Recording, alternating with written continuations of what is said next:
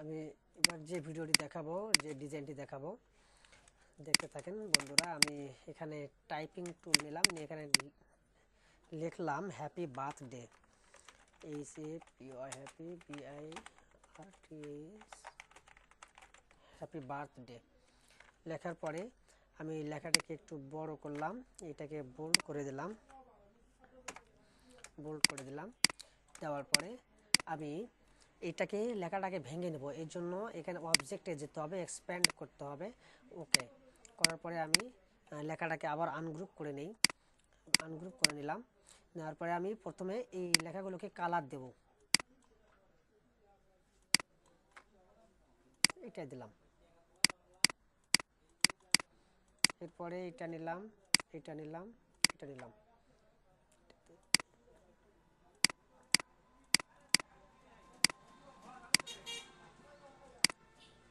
এইভাবে আমরা লেখাটিকে কালার দিয়ে নেব আগে, তারপরে এটা দিলাম,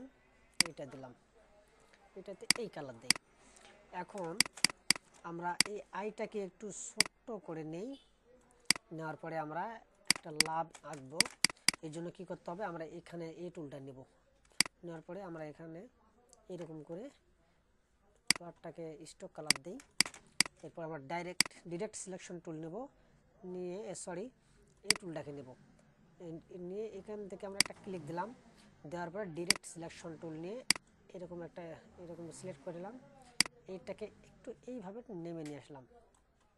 এরপরে এইটাকে করে দিলাম। এটা কীভাবে করব, আমরা মাউসের কিবোর্ডের ওয়ালটা চেপে ধরে আমরা এটাকে টান দিলে এরকম হবে। আবার এটা ধরি, ওয়ালটা চেপে ধরে, এই যে দেখেন আমার এটা একটা লাভ হয়ে গেল। এখন আমরা এটাকে স্ট্রোক কালার দেব। তো আমরা এটাকে কালার দিলাম, একটু ছোট্ট করে নেই। নেওয়ার পরে আমরা এখানে আয়ের উপরে বসিয়ে দেব।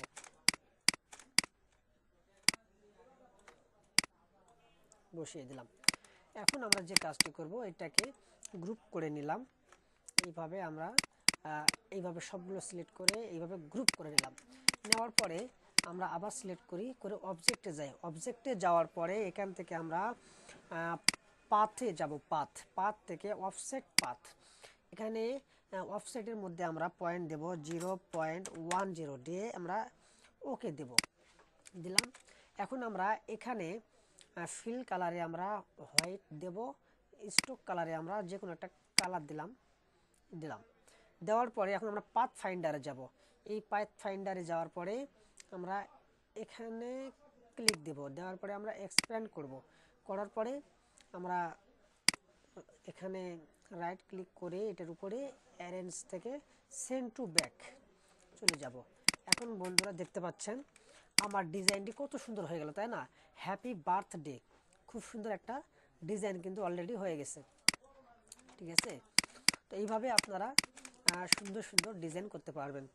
তো ভিউয়ার্স, যদি আমার এই ভিডিওগুলি ভালো লাগে অবশ্যই লাইক দিবেন, কমেন্ট করে জানাবেন কেমন লাগলো। আর নতুন হয়ে থাকলে অবশ্যই আমাদের চ্যানেলে সাবস্ক্রাইব করবেন। আমি সবসময় এরকম সুন্দর কিছু ডিজাইন নিয়ে আপনাদের সামনে আমি আসব।